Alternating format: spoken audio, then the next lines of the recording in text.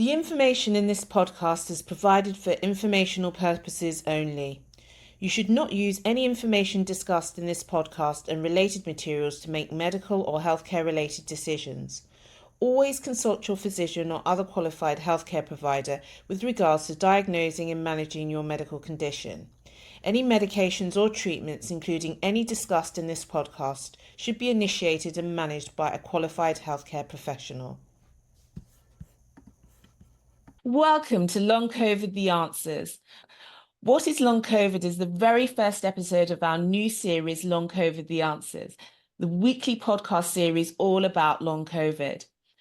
I'd like to introduce Professor Danny Altmann, who will participate in the first of two interviews based on his review article, The Immunology of Long COVID, published in Nature Reviews Immunology in July 2023. Professor Danny Altmann is a professor of immunology at Imperial College London in the United Kingdom. His key research interests are the immunology of infectious disease, including severe bacterial infections. He has also worked on autoimmune diseases such as lupus, multiple sclerosis, and rheumatoid arthritis.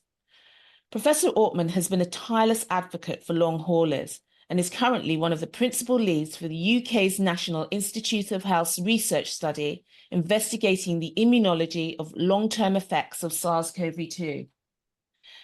He has also co-written a best-selling book called The Long COVID Handbook, which has become a bit of a reference for me and one that I use in clinical practice and recommend to my patients. Welcome. Thank you. Danny, do you have any conflicts of interest that you want to declare? Yes, so my conflicts of interest are that I've received honoraria as a consultant for Pfizer vaccines, AstraZeneca vaccines, and Novavax vaccines. Thank you.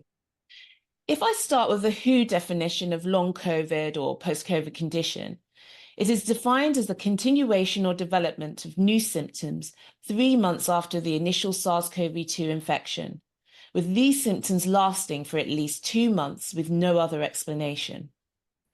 Danny, in your words, what is long COVID?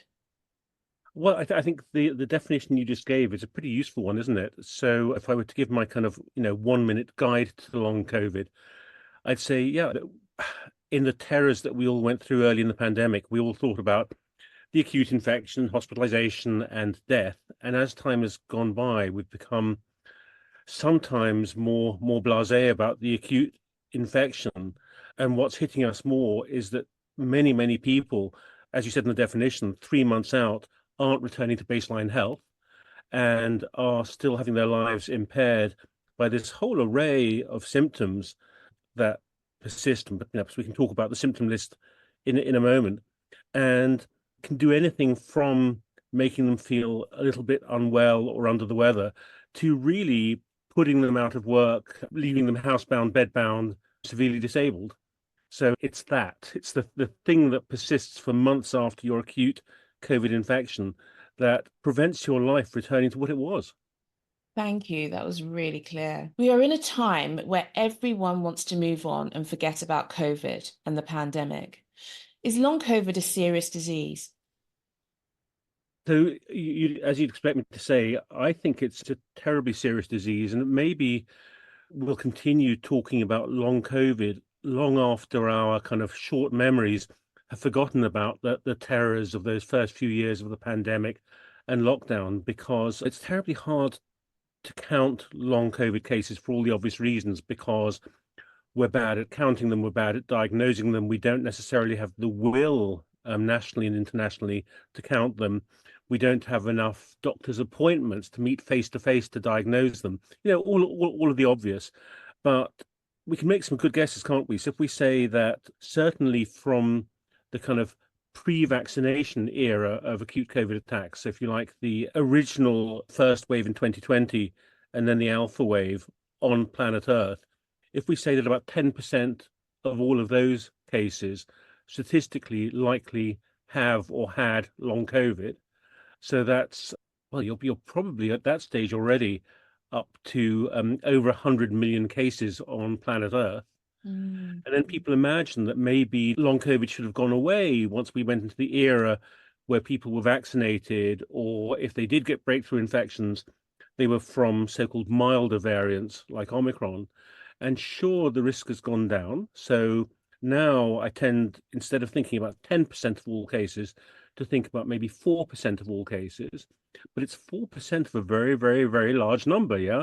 So still an awful lot. So if I talk about the sort of data in the UK for which we have certainty, we're pretty sure that of the 1.9 million cases that we carry in the UK, so 3% of the workforce, about 700,000 of those cases were accrued during the so-called mild post-vaccination Omicron wave. So that's kind of by way of saying it's still a risk, it's still destroying lives, it's still with us. Who gets it and why?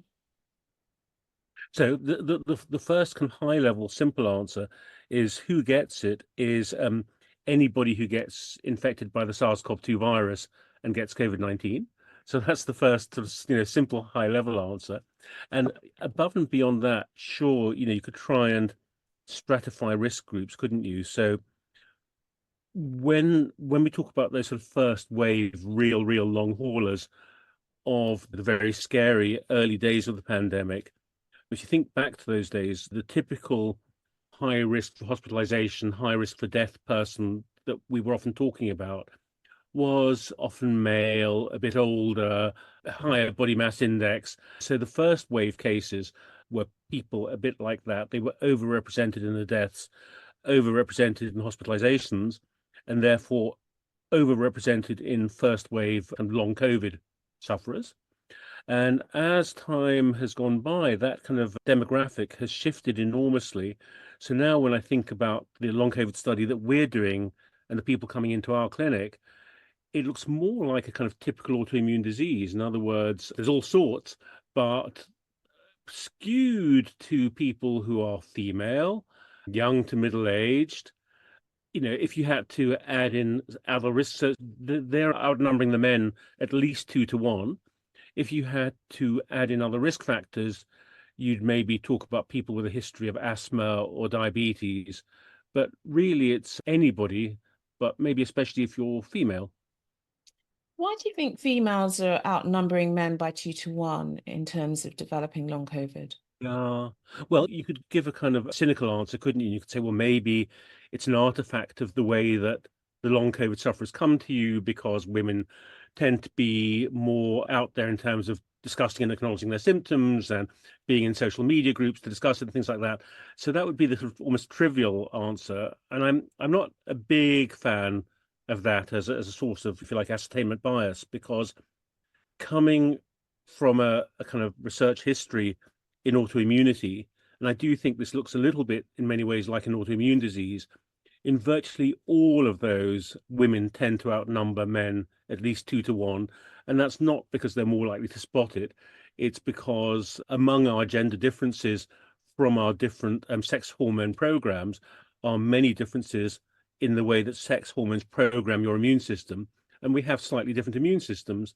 And female sex hormones drive a slightly more autoimmune program than male ones, among the many, many differences. So that's my kind of favorite explanation at the moment. Yeah, that sounds very plausible. I don't know what you think about this, but I heard an interview and I can't remember which immunologist, or I probably read it. And they said because women have children, our immune systems are much more stronger, in a sense. So that's why less women died in the acute phase of SARS-CoV-2 infection. More men died than women. And Yeah. because our immune system is driven to protect the fetus and protect ourselves from the fetus, we're more susceptible to autoimmune diseases because it's just more liable to react in that extreme way. I don't know what you Yeah, think. but no, I think that's a good and plausible answer. There's lots of data coming through on that kind of stuff now. We've talked about this for decades, especially in very skewed diseases like lupus or like multiple sclerosis. And COVID and long COVID has simply reactivated all of those discussions at a time when immunologists have this amazing toolbox for characterizing their cells, putting through fancy machines and sorters and working out which genes they express.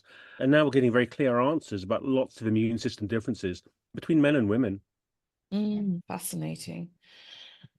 What is the prevalence, i.e., the number of people that get long COVID after acute infection? Why the controversy around this ranging from 7% of infected people to 60%? So, kind of thing I was alluding to, it's just for all the obvious reasons, it's hard to count. And of course, I understand people's cynicism and reticence and caution. And like all things COVID, we're all so COVID exhausted. And I mean, I don't mean that in a biological sense. I mean that in a sort of political and psychological sense. And, wherever we fall on that kind of political spectrum of libertarian or authoritarian or COVID skeptic or COVID phobic, we count the number, or we look at the numbers differently, don't we? So all I try and do as a scientist is look at the sort of meta-analyses, the analysis of the analysis, and say, what does it really look like is happening? So the first thing I'd say is that the skeptics and the long COVID deniers would try and say, well, you can't really trust any of the numbers because lots of the numbers are self-reported and come from things like questionnaires about people's health. And all I can say to that is that most of the people on planet Earth who've had COVID, and certainly most of the people on planet Earth who've had long COVID, haven't had access to a clinician to do detailed lung function tests or neurocognitive tests, and didn't have the opportunity of having a face-to-face appointment with a doctor to confirm their long COVID. But I think the long COVID questionnaires that are routinely used are very detailed.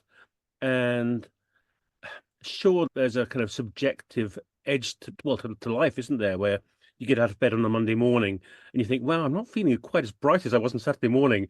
And I'm taking those stairs much slower than I did at the weekend and I'm exhausted. But we're not talking about that. We're talking about objectively reportable differences in, my God, I can't stay awake for a working day anymore. I can't ride my bicycle anymore. I can't climb to the top of the stairs without wheezing and puffing and feeling breathless and like I can't cope. I can't stand up in the lecture theatre anymore for a full 45 minutes lecture because I feel like I'm going to collapse. Real deteriorations and changes to people's health.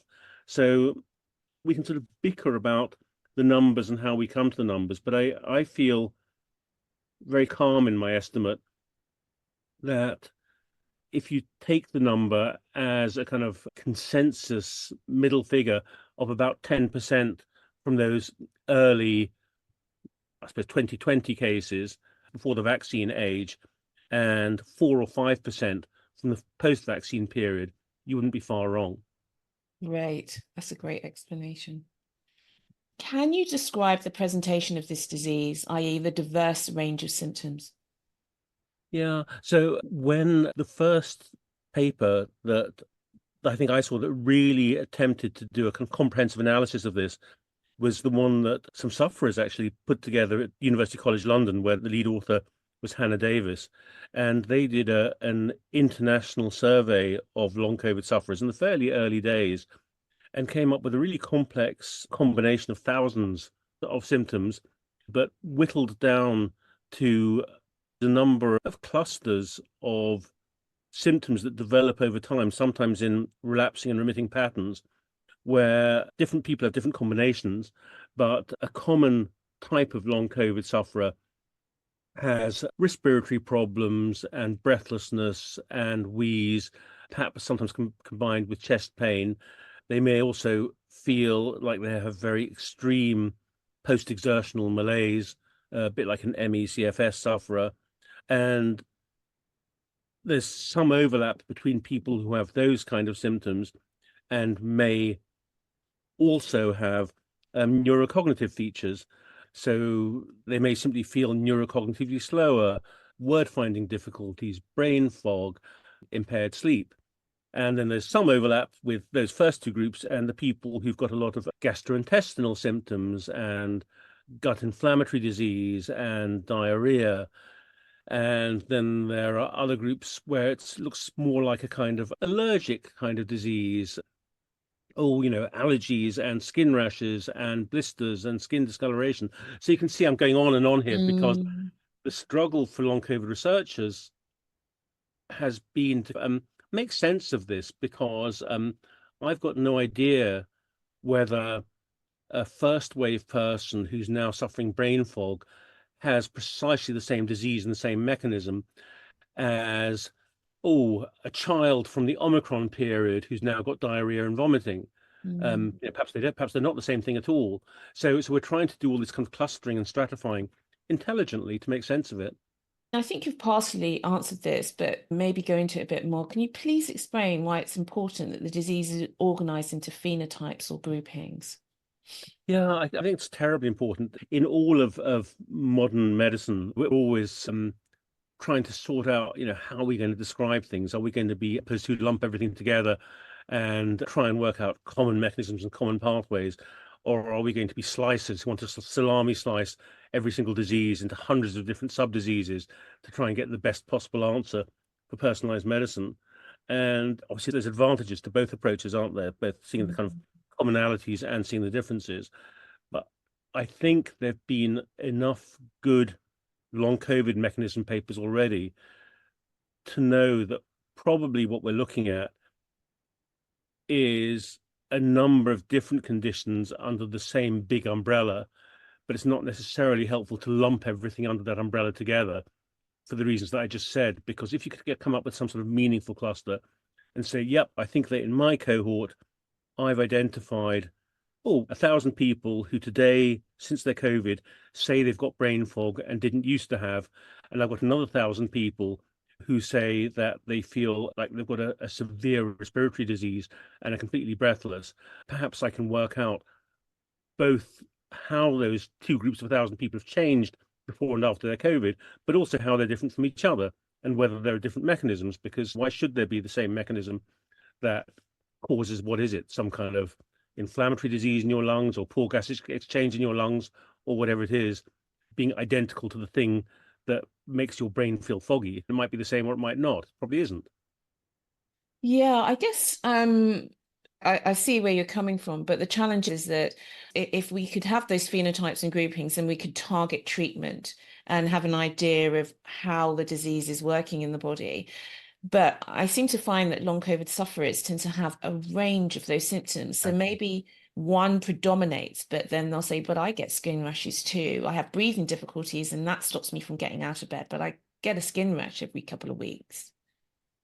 Yeah, no, your point is really well made and well taken, because it's complex and heterogeneous, and almost no two long COVID sufferers are the same out of this enormous list of possible symptoms.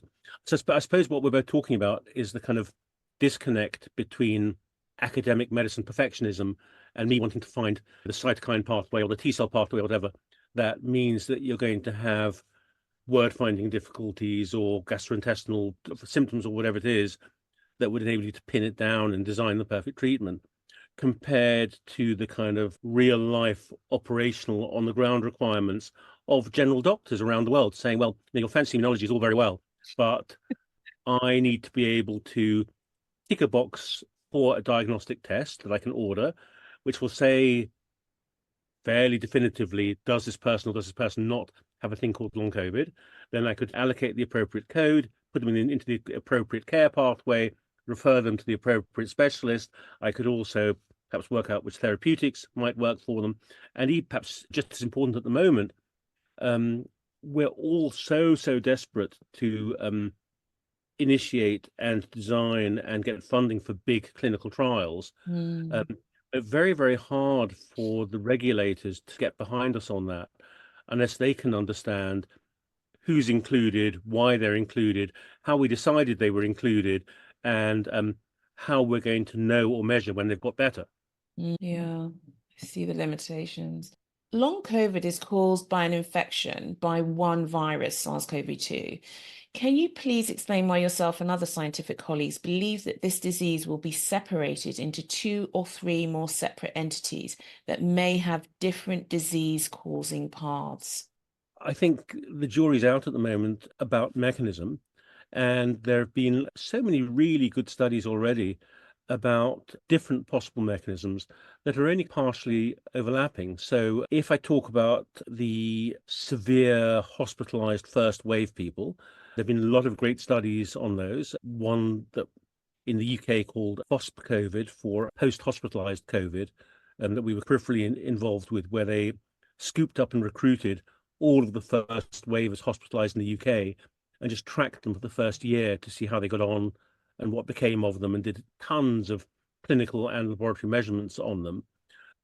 One of the things we know is that a virus that gets into any cell in your body that has the right receptor on it, the ACE2 receptor, and they're in many parts of your body, not just in your nose and in your lungs, but in your heart, your kidneys, your gut, you name it. So the virus can get into many parts of your body and cause damage of the kind that could be seen on MRI. So just straight old-fashioned organ damage. And every study that's looked for that has, to a greater or less extent, found it, particularly in severe hospitalized cases. So you could have one answer that says, well, perhaps that's a mechanism for some of it. This is simply organ damage. But some people don't have organ damage on MRI. Some people have clotting abnormalities and a kind of hypercoagulation clotting state, which is probably why having COVID is associated with things like increased risk of strokes. Yeah. So there's a whole other group like that. Then there's a whole other group that have new allergic responses where you invoke an immunological answer. So you can see what I'm getting at, that all of these kind of symptom groups and symptom clusters and things have led to mechanistic studies that have invoked different, not mutually exclusive, but different pathways. I heard Amy Prohl speak recently. She's fantastic. She's a researcher, and we're going to be interviewing her lately. And she seems to be quite taken on the belief that viral persistence plays a significant role, and that it ties in all of the other hypotheses that could be causing long COVID together. What's your take on that? Because she said there's evidence that the virus persists because of the ACE2 receptors, presumably multiple different organs. And so if the virus is there in some form of low level activated sense, it would explain the clotting, it would explain the autoimmune, because it's there and the cells can recognize that it's there, the T cells and B cells. Whatever. Yeah, well, let me do you a couple of minutes on what I think about the viral persistence argument. So the first thing to say is that there's some good evidence for it. Second thing to say is, like everything else about this pandemic, it's been a real shocker, yeah, because we thought we understood about coronaviruses. The nearest cousins of the kind of common human coronaviruses were the most common cold viruses. And we don't think of those as very fancy viruses that hang around in your body and cause persistence. We think of them as in and out kind of viruses. So it's been a real shocker to us, I think, to realize how little we understood about coronaviruses and the idea that they could cause persistence. I became a real convert to the persistence idea when I saw studies from gastroenterologists who obviously have to endoscope people and take out bits of gut, and some clever people like that trying to see if there's any correlation between people having COVID, SARS-CoV-2 virus in their guts and having long COVID symptoms, and found a very good correlation. So it's not to say the gut is the only place where it could persist, but it looks like a good candidate. So I really kind of buy into that idea.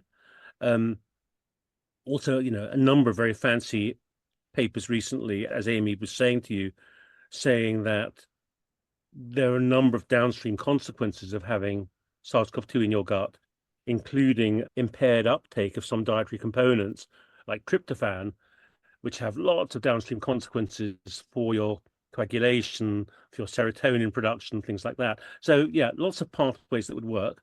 But if I sound like I'm building up to a sort of but, my reticence is that I don't know if it explains all cases or how it's working. Yeah. So to my mind, if many or most of us who'd had COVID-19 had persistent virus hanging on there, I'd expect to see some sort of immunological imprint of it. Yeah, that if I was leaking bits of virus into my gut, I'd expect to see a growing, developing antibody response, a growing, developing T cell response, because it stimulates the immune system. And we've looked really hard for that kind of signature in people with long COVID, and we can't, on the whole, we can't really see it. So if it's there, it's in some sort of covert form that's immunologically quiet, which is completely possible. But I think there's more to it than meets the eye. But what I do think about it is that we're all trying to think of how can we help people? How can we actually give somebody some treatment that might actually do some good? And it's stating the obvious to say that if we could reliably identify the people who have persistent virus on board, surely we could put them into a program of antivirals or monoclonal antibodies and make them better.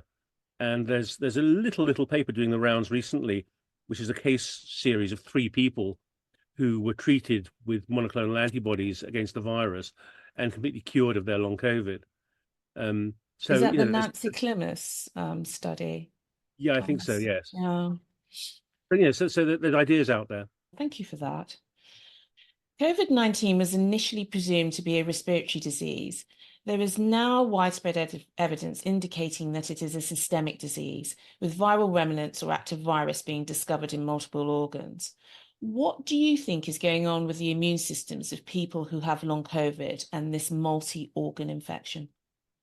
Yeah, I think we shouldn't berate ourselves too much that we've had a very steep learning curve with this virus and knew nothing about it whatsoever in December 2019.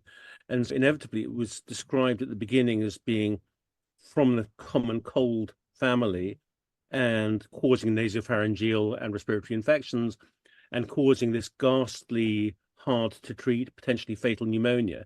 So all of our focus was on the respiratory tract. But I don't think we should be too bothered or surprised that as we've learned more about the symptoms and the pathology, we know that you can find it in different places, that it can cause symptoms in different body systems. We could go on forever, couldn't we, reciting lists of viruses that in the end do things systemically and muck up many different parts of your body. So that shouldn't really come as a surprise to us.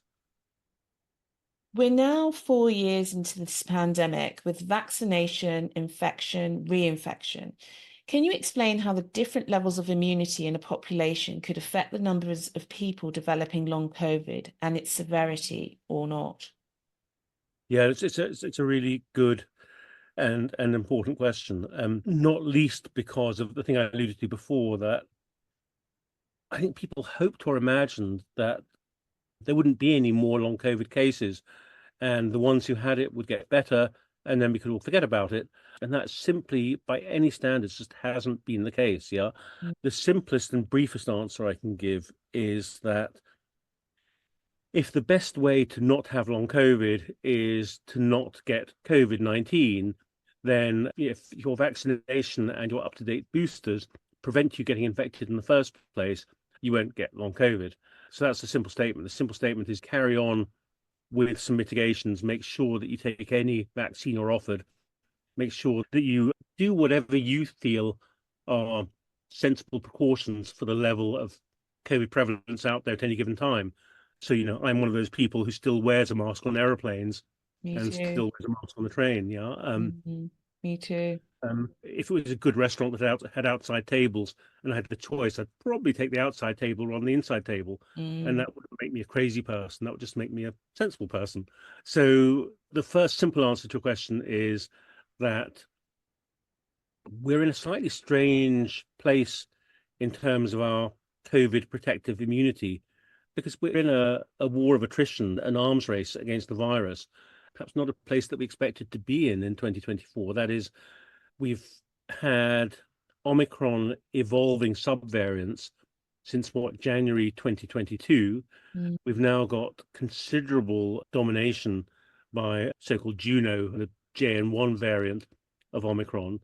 And the arms race continues. That is, no matter how good we are at vaccinating, designing vaccines, boosting, there's a moderate level of breakthrough infections of people who get infected despite having immunity on board. On the one hand, you could take a kind of glass half full view and say, well, most people, most of the time, are getting infected, but it's not like in the olden days. The proportion of people getting hospitalized or dying is much, much, much, much lower. So we do have, clearly a high degree of effective protection, which has enabled us to get back to normal and live our lives. But on the other hand, as I said, those breakthrough infections do come with a risk of long COVID.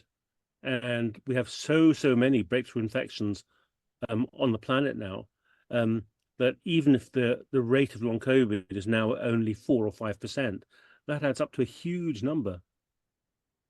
Yeah, because I was expecting like many others with vaccination, you have a reduced risk of developing long COVID. So I expected the numbers to go down, but I've listened to you on several other podcasts, and the numbers of people with long COVID have stayed fairly consistent.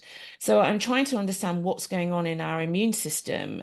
It almost seems a contravention. You'd expect the numbers to go down. So does that mean some people are getting better, but then they're replaced by new sick people?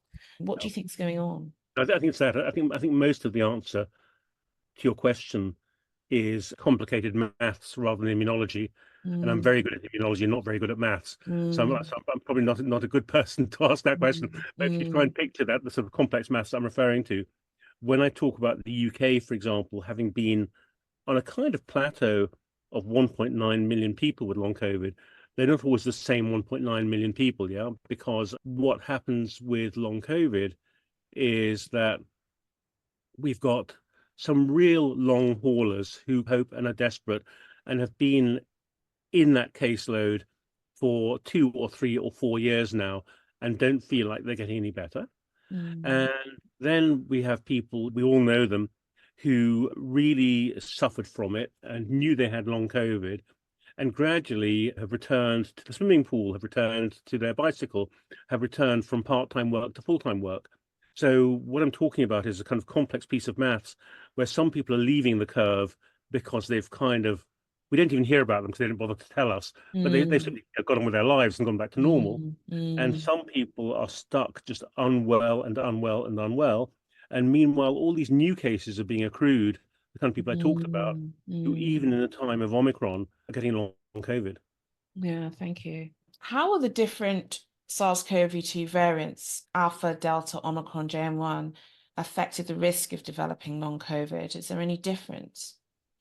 Yeah, so I'm not, going back to the last answer, in some ways, it's a hard question to answer, isn't it? Because it's a moving target in so many ways, isn't it? Because each of the variants has come along at a different point in the timeline when our immunity has been different. So if you try and characterize long COVID from the last few Omicron variants, and we certainly try and characterize long COVID from different variants, and we come up with some differences, yeah? Some symptom differences, some mechanism differences. Is that because the virus has become intrinsically different in what it does in your body and how it hangs around? Or is it because we've become different because we're comparing 4 vaccine dose, 3 breakthrough infection people to olden days 0, 1 or 2 vaccine dose people? It's hard to unpick that because so much changes all the time. But yes, there are certainly differences. Thank you, Professor Altmann, for joining us today. Thanks for all you do and for helping us to learn what long COVID is. Some questions for listeners to consider. What are your top 5 takeaways from this episode? How will this episode change your practice or perception of this disease? What will you do to act on what you've learned? Please discuss your thoughts on our social media outlets such as Twitter or X, our website blog, Instagram, Facebook, LinkedIn. Please rate this episode.